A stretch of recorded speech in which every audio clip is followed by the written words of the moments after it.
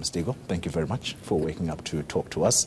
Let's begin here. So after months, or months should I say, after the investment summit, the jobs summit, then into that the stimulus package, the country's economy is failing. There's also now open talk about going to the IMF for a possible rescue package. Simple question. Are there credible plans to return this economy into something that can reassure South Africans? Thank you very much, Xoli. Thank you so much for inviting us on the show.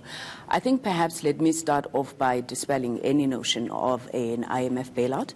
South Africa has not approached the IMF. We have no intentions of approaching the IMF. But over and above that, we have no reason to approach the IMF. South Africa sits in a position where we're able to pay for all our exports, we're able to service all our debt, and usually these are the conditions under which you would find countries needing to go and look for a support package from the IMF. We're also pleased that the IMF itself has reaffirmed South Africa's position in this regard. But when it comes to the economy, I don't think anybody argues with the fact that we are in dire economic straits. It's a very tough economic climate, both locally as well as globally. Unemployment in South Africa has reached unacceptable levels. But I want to reassure South Africans, like you ask us to, that President Ramaphosa is leading this administration with a credible and a solid plan to turn around the economy. Now, this is going to require a lot of hard work. It's going to require smart policy choices, but it's also going to require durable partnerships between government, business, civil society, and labor. And this is work that has already started. You referred to the South African Investment Conference that was held last year. In that conference, in excess of 300 billion in investments was raised. Pledges. Raised as investment, which has already begun to yield fruits. You remember not so long ago, the President was in the Northern Cape at the Vedanta mines, where a facility was being opened there in terms of one of the pledges that had been raised. There's work already in the Dube Trade Port in KwaZulu-Natal around manufacturing of cell phones, mobile devices in our country. And you've already seen, the investments that Daimler Chrysler, Mercedes-Benz, Nissan, and a number of others have already started. But this is not enough. And I think that is what we're accepting. There's a very critical role that government itself must play, in terms of improving the regulatory environment. Now, there has been some progress in that regard as well. You'll know that for the longest time there's been discussions of releasing spectrum. Now, we would have seen in less than 3 months of this administration that process has gone through cabinet. We've spoken about also easing the regulations around visas to allow, well, firstly foreign skills, but also tourism to flourish. And again, there's announcements that have been made in that regard. So all of this is work in progress. And I think moving forward, now when you speak about the job summit, sorry, if I could just go to that, which was one of the areas that you mentioned. The President has held the first quarterly report back on that framework agreement that was committed to by all social partners at that jobs summit. He was not happy with the progress. And I think, frankly, saying that we have not been pulling the weight that we are supposed to. Let me interrupt you there then, because you are now touching on the subject of implementation. Yes. And that has long been flagged as an issue by the President himself. The question perhaps is, how far have the different spheres of government gone, keeping in mind that he met them for the first time yesterday through his Presidential Coordinating Council?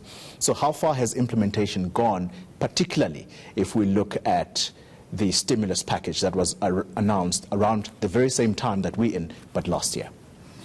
I think the biggest challenge that arises out of the stimulus package is around the implementation of the infrastructure fund. This fund is being championed by the Development Bank of South Africa, and I think that is where the President has the most problems, because you have the private sector waiting, looking at the investment book, wanting to be part and parcel of this. Now, government has taken a decision that we need to move away from consumption spending and more towards investment spending, obviously with infrastructure at the core. So it's critical critical that we get that infrastructure fund up and running. So the President has met with the Directors General of Government, obviously, to raise this issue of implementation that you are speaking of, but also he met with the President's Coordinating Council yesterday. Now, that particular meeting is again for us to leverage our ability to ensure that we yield the necessary benefits from our infrastructure spending. So what is going to happen moving forward is that national government is not going to plan in isolation, because those are some of the barriers to implementation, the silo mentality. We're going to have one district, one plan, whereby all the spheres of government are going to work together to ensure that we're able to yield tangible outcomes when we go into a particular region. The OR Tambo district in the Eastern Cape is going to be the first of these pilot projects where there is central planning and there is coordinated implementation of those, because these investments, these jobs that we're talking about, they're not going to be created in space. They're not going to be created at the union buildings. They're going to be in districts where our people live, and they need to be part of that development as well. Let's move us along then to the issues that currently surround the President. He himself, in a way, almost forced to reassure the country that he's not being distracted, whether you talk court cases stemming out of the CR17 leaked information. It's no secret, Kusela, that this is doing untold damage to the person and integrity of the office of the President. Question here is, who's driving this onslaught, and what do they stand to benefit? Well, the President has said himself that what is happening, these issues that are being raised are par for the course. It's issues that we would not like, but it comes with the terrain. I mean, politics is a contested space. There's a contestation for state power, but also there would be, I think, a concerted effort by those who you say would stand to benefit. Contestation for state power. From where? From the opposition? Because I would want to argue that South Africans have made their choice. But is it contestation for power within the African National Congress? And if it is within the ANC, who is driving it? I'm not in a position to answer that, and I think the President has said that these are matters before the courts and we should allow the court to deal with them. What I do want to speak about, though, is perhaps our understanding of what is going on in this narrative that is building around the President. The President was elected on the basis of a proposition that he made to the South African public. It was a proposition that said that we will unite South Africans, black and white, behind the South Africa that we want to build. It was a proposition that said we'll restore good governance, we will fight corruption, and indeed begin to turn around our economy. Now, if you look at some of the issues that are out there in the public domain, we were still looking for the smoking gun. I think I said from this particular chair, you are having people making all of these suppositions, insinuations against the President. However, there's no rules that have been broken, there's no crime that has been committed. But the agenda is one, firstly, that deals with what the President is saying, seeks to undermine his drive to unite South Africans, a narrative that is now being built around the President, around capture, white monopoly capital, and really seeking to undermine our fundamental commitment to non-racism in this country. But also, if you look at what I said were the tough policy choices that we need to make in order to ensure that those do not succeed. You will obviously have people who want to undermine those economic reforms by seeking to, I think, create a sense of a lack of consensus in the country and to create the impression that the President does not have the backing of the South African public, which he does. And I think it was on that basis that South Africans, black and white, would have voted the African National Congress into power, led by President Cyril Ramaphosa, to ensure that he drives that.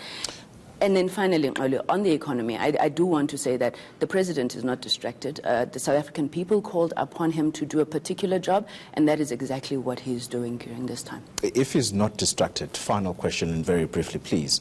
If he's not distracted, and if he is to still enjoy the confidence of ordinary South Africans, how then should the people of this country interpret or view the thousands of rand given to EFF members of parliament from the CR17 campaign? Why would the President's campaign give monies to members of the opposition? Doesn't that cast doubt on the integrity of the President? Ali, the President, in his submission to the Public Protector, he did indicate that that particular campaign, the CR17 campaign, was an internal leadership contest of the African National Congress, and that the work that was done by the campaign would have obviously related to matters around campaign costs, whatever they be, whether travel, accommodation, all of those issues. Now, as the Presidency, we are not in a position to speak about the detail of each of those payments, and I think the submissions that the President has made, which are also public, would begin to answer some of those questions. I don't even want to venture into any single payment because that's not our terrain really as the President, except to say that this was an internal leadership contest of the African National Congress, and only you cannot break rules that don't exist. And I think all that this does is to show the need for us. But it's quite strange that the President would give monies to members of the opposition who've since confessed that indeed they did receive this money. What explanation is there that the President would give?